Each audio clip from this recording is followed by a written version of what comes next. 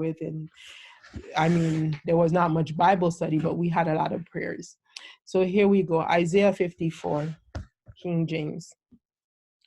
Sing, O barren, thou that didst not bear, break forth into singing and cry aloud, thou that didst not travail with child. For more are the children of the desolate than the children of the married wife, saith the Lord. Wow. There you have it. I grew up in a society where, if you are not married, that was one way of just saying that. In Haitian Creole, they say "ou passe mal" if you are not a married woman. But m'pa passe mal, I did not have a bad life just because men did not like me. I actually have a good career. And it's a respectable one. And guess what? I teach kids. So there you have it. I didn't have any kids because I did not go being promiscuous. Even though, it may have been a choice, the only choice that I was given. I did not follow that path. And I just, so there was no other way. So I didn't have any kids, but God made it possible for me to have children every year to teach. So I was not a married wife, and because I was not a married wife, I was not very welcomed in the church. I was actually scorned, but I found a Catholic church where I was a sister to many. So, and I actually found people who were single in the Catholic church too, who could relate to me. And I mean, even though they were not good friends to mentor me, but once in a while I could ask them questions about an experience, which was, thank God for. Because God, we need this community. I mean, God created us to live in communities and not in isolation. A bacteria will die if you leave it as one. They say colony building units, but the only reason why one bacteria can build colonies is because a bacteria can self-replicate. We humans do not self-replicate. So if other human beings like us do not like us, we need God. And the Catholic Church for me was really super good for that manner, because I did not have to judge my character based on my marital status or my ability to attract men, or inability, if you will. Enlarge, verse 2, enlarge the place of thy tent, and let them stretch forth the curtains of thy habitations. Spare not, lengthen thy cords, and strengthen thy stakes. So he is saying, God is saying here to the people of Israel, that, he's promising them prosperity. But of course, for the barren woman, he is telling the barren woman, prepare yourself. That just because you don't have kids now, but prepare yourself, because I'm going to bless you with children. As I said, God already blessed me with thousands of children that I have taught over the past 20 years. So he is telling me to keep preparing myself, because he will keep blessing me with children. This is more for me like a career, a blessing. But of course, my career is not just a career, because I live by myself. So it is a very important part of my life. And even though, yes, I don't take kids home, I don't, I'm not that, it's very difficult for me to handle the fact that I live by myself, since it was something since, so sociology was something that I struggled with since I was born, basically. Like, as soon as I had consciousness, I realized that people didn't like me. So it was something that I struggled with a lot.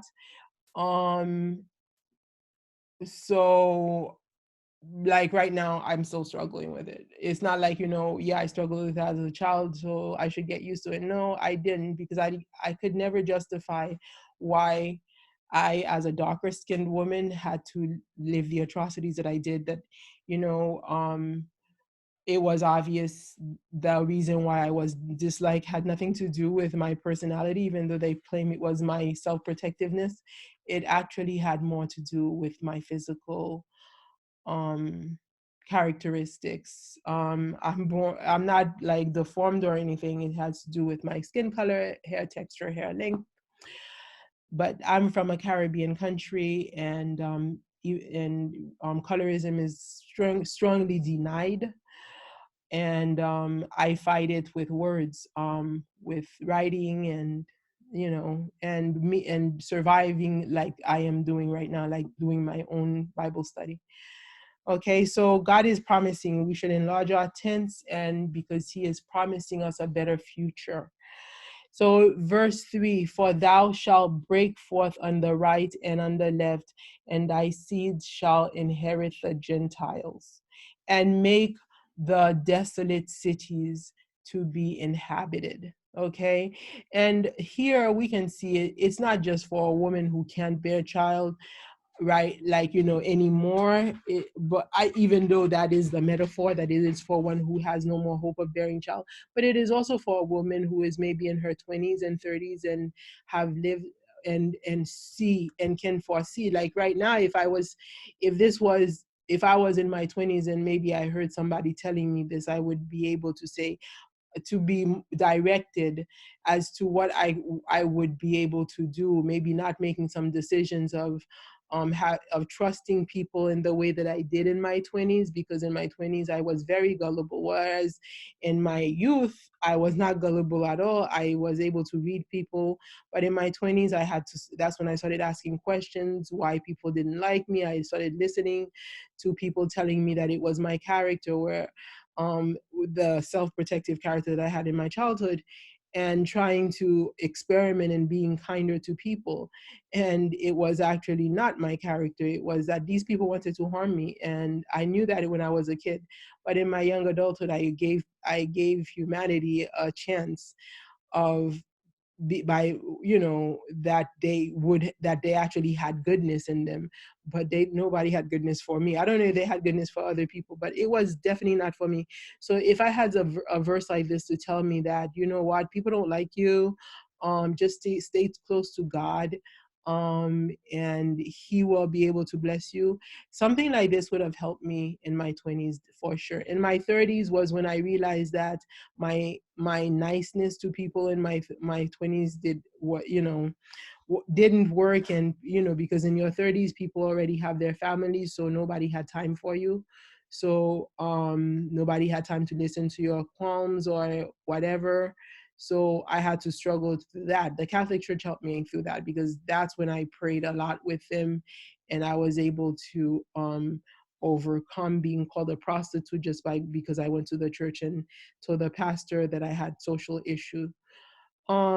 So God here is is talking to the young adults who may be going through a similar path as I went through, and I did not notice this.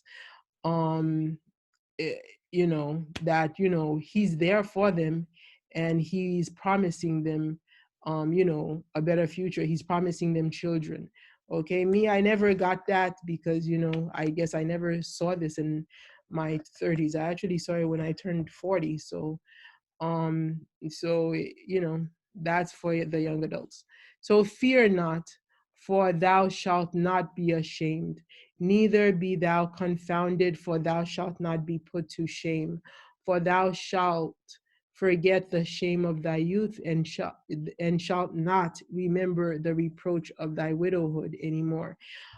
This is a metaphor again with a widowhood of a woman who lost her husband at a very young age, and God is promising her, she will be able to have a family again, right? But those of us who are not that young anymore can say, well, where how has God given us a family if we never had one? I never really had a mother figure and a father figure. I was all like, I had people who said they were my mother and father, when they went to get me in Haiti at the age of 6, but they never actually raised me as if they were they were, because it's like, to this day I live by myself, right? So I was taking care, I was more or less like, the caregiver when I came from Haiti. So for here, God is promising a family to, these people who never had that.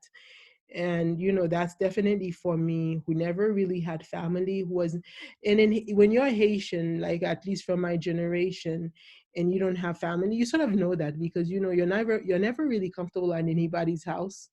And I think usually when you have a family, you have a place of comfort where you can just like be you.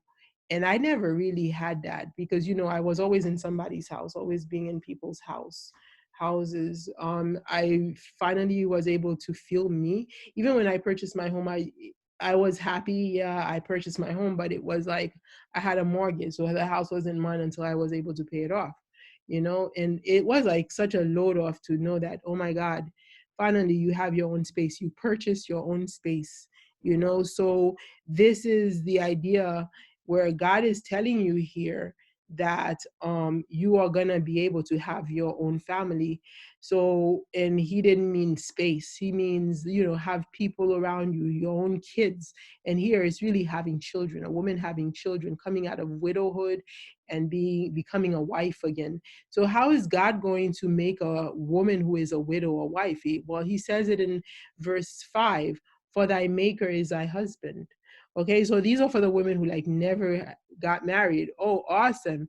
And he is saying, like, you know, for women who may have had a relationship and, you know, the guy didn't really like them, you know, don't go out, don't like, you know, they try to, there's so many ways that this society try to destroy women.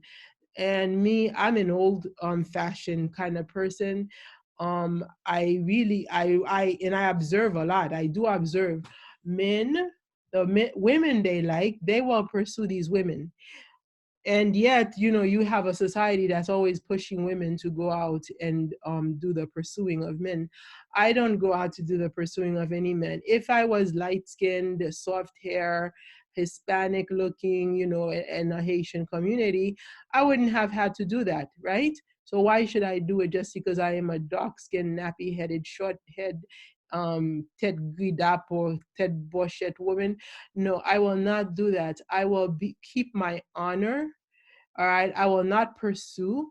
I have been cornered by the my guardians in very uncomfortable situations where they put people to basically intimidate me or if you will, make me feel uncomfortable in my dignity.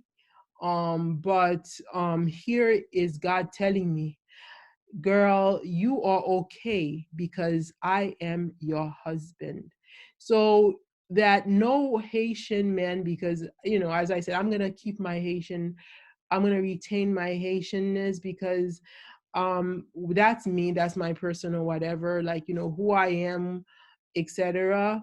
I don't want to in like, you know, other, like when I encounter people from other cultures, they do not understand me that much, whereas a Haitian will know your culture enough. They may not understand you as a person, but they know your culture. So it's like, you know, so, and you know your culture, so it's like it's easier for communication. So I'm not going to try to be anybody else, any other nationality, just because Haitians tend to be colorists.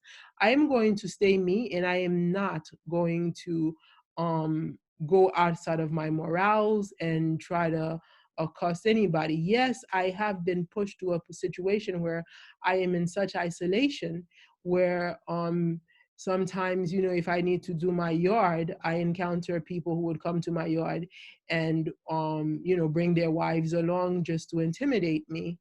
And sometimes, you know, I let them do the yard, and sometimes if they make me feel uncomfortable, I just call somebody else who makes me where I'm more comfortable, right? But God is telling me here to be comfortable, that not to consider myself as a woman that can be intimidated by these men who try to bring their wives to and make me look inferior. But I do have a husband, and that husband is God. All right, the Lord of hosts is his name. And he is showing you how great, you who have no husband, how great your husband is. The Lord of hosts is his name. He is greater than all those men who try to intimidate you because you are not a married woman. Okay? And thy Redeemer, the Holy One of Israel, the Lord of the whole earth, shall he be called. So if my husband is called the Lord of the whole earth, how could I let any man who come to say, do my grass, try to intimidate me just because I called a company to do my grass and they find out oh, she lives by herself. Okay, maybe no, no, no, no, no, no. My husband is the Lord. So this is strength for me to be able to survive, that God created me, that God allowed me to look like I did. God created all these people too who scorned me, but God is telling me that don't worry if my own creation do not find you as an appealing person to treat as a human being, for I am your husband. All right, so God is here like advocating for me, for the way, for who I am, for my entire identity as a woman. For the Lord hath called thee as a woman forsaken and grieved in spirit, and a wife of youth, when thou wast refused, saith the Lord. All right, so this is like, a woman who, I guess at one point, maybe because when you are in your youth, that's when there is hope for becoming a wife and mother, etc. And God is telling you that this person was refused in their youth. Okay, it's like some of us have to go through that, where in our youth we are not loved, or we do not have a betroth. Okay, like no man ever asks you to marry them. It's not because you don't have honor, you just don't appeal. Maybe you fall within the category that they find to mock. Okay, so God is telling me and strengthening me that He is my husband. Okay, I didn't have a father as I grew up, but I was taught the Our Father. And because I was taught the Our Father since knowledge, since I guess this is one of the reasons why the Catholic Church felt so much at home for me, because I thought that God was my father. All right. And at one point, if I continued to have been raised in the Catholic Church, I would have felt like that the Virgin Mary was my mother. I'm sure I would have. But I don't feel that way because I was taken away from the church at 6 years old. So I didn't have that connection to feel that way, where I would have felt that I had a spiritual family. But I always knew that I had a spiritual father, which was God. All right. And here God is telling me, okay, as a woman, as a full grown woman, you didn't have a father. Now you don't have and I was your father. Now you don't have a husband, and I am your husband. And I am greater than anybody who will intimidate you. For the Lord hath called thee as a woman forsaken and grieved in spirit. Okay. So all this time when people made you cry, when people used you, like me, I was not the one who could say, like, I allowed people to grieve me that much. But because I had a guardian, and I always believed in like, your honor is through your parents. So I kept myself close to those people who were called mother and father, because I did have people who said they were my mother and father who went to get me from Haiti.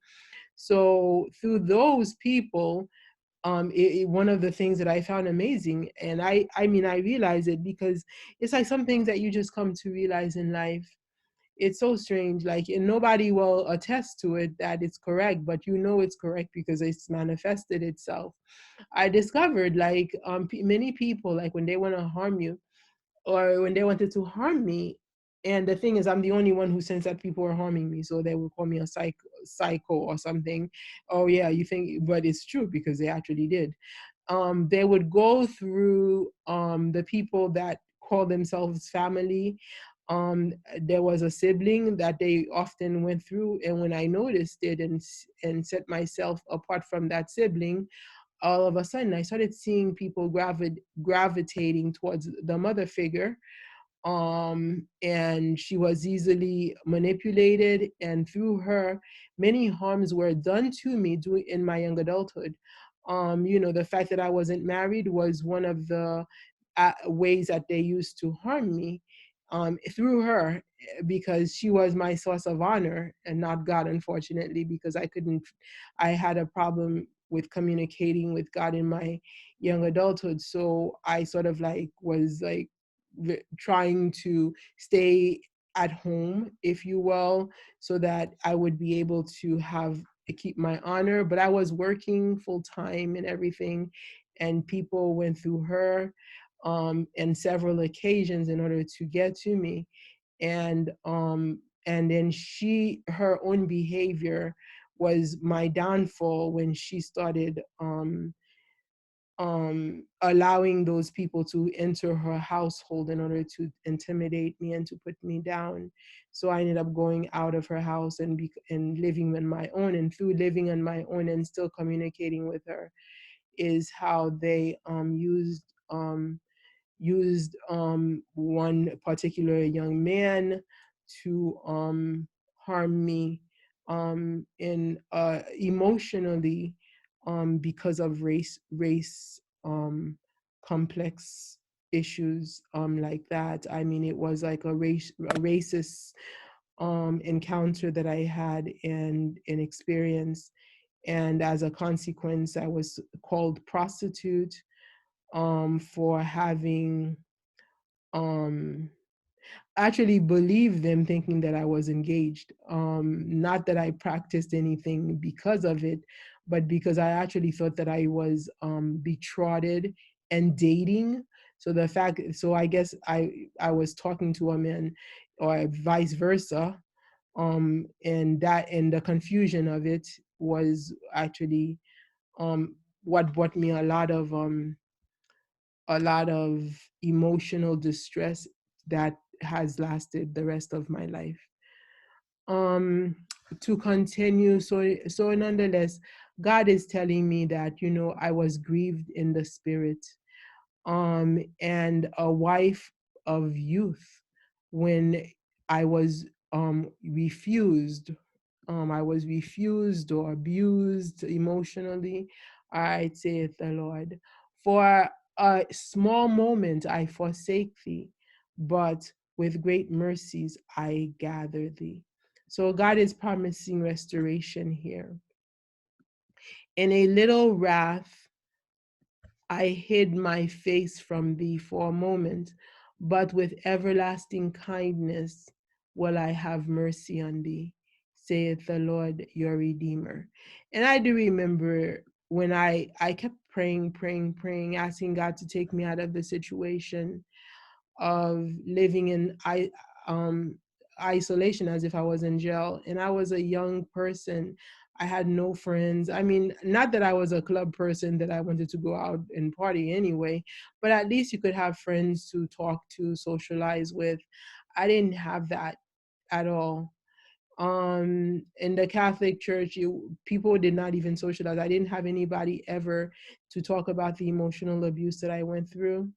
I mean, it was like really, really bad, except for my job with the EO employee assistant. That was the only place where I ever talked about it. So it wasn't even in some kind of like people who know you, who can really care for you. It was just somebody being paid to listen to you talk.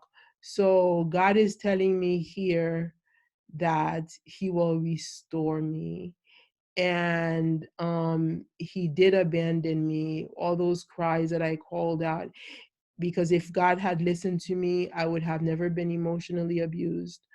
But God is telling me, okay, I didn't listen to you then for whatever reason. Sometimes I think maybe it's something that I did in my 20s, um but I can't tell. So anyway, He's gonna restore me. um in a little From the little wrath, okay, He will have mercy on me. So it's like forgiving me for whatever I did. That's nice, because sometimes I feel as if God never forgave me, but He is promising me here that He will forgive me. For this is for this as the waters of Noah unto me, for as I have sworn that the waters of Noah should no more go over the earth, so have I sworn I would not be wroth with thee, nor rebuke thee. So how about that? Isn't it nice to know that God is not gonna be angry with me anymore, that he's going to listen to my cries, that he's telling me I can pray now. I will not have to pray in frustration because he will listen to me, because God is my husband. I don't need those people who are intimidating me with their women. I don't need those people because God is my husband. For the mountains shall depart and the hills be moved, but my kindness shall not depart from thee, neither shall the covenant of my peace be removed, saith the Lord, that has mercy on thee. Okay, this is so beautiful. I read it twice. Okay, so to continue, 11. O thou afflicted, tossed with tempest, and not comforted. Behold, I will lay thy stones with fair colors, and lay thy foundations with sapphires. Okay, yes, I've had tempests in my life. I have, and I have not been comforted at all. So God is telling me that He will be my comfort here. He will lay my stones with fair colors and lay my foundations with sapphire. He will make me strong like a rock. And I will make thy windows of gates and gates of carbuncles, and all thy borders of pleasant stones. And all thy children shall be taught of the Lord, and great shall be the peace of your children. Again, the promise of children, and that they will be taught of the Lord. And remember, God made me a teacher. So that means that He is going to inspire me to teach the kids, right? In righteousness thou shalt be established, thou shalt be far from oppression, for thou shalt not fear, and from terror, for it shall not come near thee. So no more oppression, because God knows how much oppression I've had, right? God is here because of I shall be established in my righteousness, in righteousness, okay? So no more. And I remember when I was a youth, this is one of the things that I thank God for. Like, everybody respected me because I was a very studious person, and nobody could ever speak badly about me. They always saw me as righteous now. And in my adulthood, in young adulthood, as I church hopped, people who didn't know me kept on saying things that were like so much lies about me. I mean, the fact that a pastor actually stood in front of his church, introduced me as a teacher, and then said that I was a prostitute. Okay. And the only reference he had was, I told you, that emotional somebody that I was asked to help, and then the person pretended as if they liked me, and I knew the person didn't, but I didn't have anybody to tell. So so in my own struggle of trying to figure out what that person's intent was, this pastor comes on behalf of the individual, because the individual is of a higher social class than I, by color particularly. So therefore I was the debased prostitute. But here God will restore my righteousness. Okay. Behold, they shall surely gather. Oh my God, they shall surely gather, but not by me. Whosoever shall gather against thee shall fall for thy sake. God is telling me here that He is not going to let people gather against me with success. They will gather, okay? But when they do gather, it is not by Him. Now, if people have gathered against me with success in the past, all right, which they have. I mean, I've been in situations where when I traveled, and I had traveled with that family that took me here, and I discovered that the people that I went, in the place that I went to, they all had this animosity toward me, and I didn't know why. And then later I discovered, when I traveled by myself in the places that I did go, I didn't find any communities where there was animosity toward me. So I realized that a bed was already created, a bed of scorn was already created for me before I got to those places prior where I felt that animosity. So God is telling me here that, oh yeah, people are going to gather, but don't worry, when you get there, they can't hate you, or at least he's going to prevent you from getting to a place where you are hated. And if they do try, they're going to fall. All right. And that is my childhood right there. In my childhood, God was so much with me. I didn't even have to pray about it. I didn't even have to pray for protection. God just protected me. I mean, I watched my enemies fall left and right and become Christians and all kinds of things in my childhood. It was like God was there, but in my adulthood, I have become the victim of those who hate me. It's almost like they are protected to hate me, and everybody who has hated me and done me harm, it was actually blessed. It was like, somebody, like, God is blessing them or something for doing me harm without cause. And my prayers become like answered for them, not for me. But God is promising me here that that's not going to happen anymore, right? That it's a new day for me, that he will have compassion for me. Whatever he was angry at, and to tell you the truth, I can't really pinpoint what God could have been angry, unless it was my freshman year in college, or maybe my sophomore year in college, when I was just exploring different philosophies. But nonetheless, I don't know why else, but nonetheless, this is a promise for those who have not been fortunate in their lives, those who have suffered like me, women who have been scorned, belittled for other women for no reason, just because you are a woman, and you don't have a man to stand for you. Well, God is telling you that he is the man who will stand for you, and he is greater than all those men. He is the doctor of doctors. He is the king of kings. He is the Lord of lords. So this is our husband, God. Okay? So don't let anybody intimidate you. All right. So behold, I have created the smith that blows the coal in the fire, and that brings forth an instrument of his work. And I have created the waster to destroy it. Okay, so he is telling you, oh yeah, by the way, those people who gathered against you, they are his creations. Don't think that these are the devils who are gathering against you. Yeah, these are the very people that God created. All right, but at the same time, um, they may come up against you, but God said that, he allows them to, I mean, even though it's not by him, he didn't send them, but he's the one who created it. Therefore, he too can destroy what he can destroy and create. So don't worry that because these people are Christians, or these people are church leaders, that the wrong that they have done you cannot be destroyed by God. Okay, it's not. God knows when you are harmed. If you feel it, if it is emotionally harmful, you have done no wrong to deserve it, then leave it to God. He is telling me here that he will destroy it.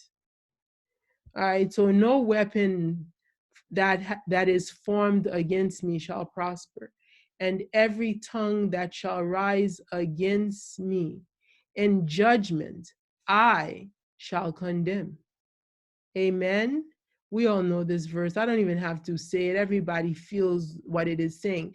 But my whole thing about this particular verse 17 here is because it is the verse that ends my chapter. All right. Not everybody knows that Isaiah 54 is about the rejected, dejected, scorned woman in the community. Okay. Everybody knows Isaiah 54:17, though. No weapons that is formed against thee shall prosper. Every tongue that shall rise against thee in judgment, thou shalt condemn. This is the heritage of the servants of the Lord, and their righteousness is for me, saith the Lord. So we all know verse 17. I am not going to belabor that. I just need to say that verse 17 is the last verse of the chapter for the woman who they all hate. God has promised me in that full chapter that I am his wife and that no weapon formed against me will prosper, and that he will bless me with children, just as those who are married, and even more. Thank you.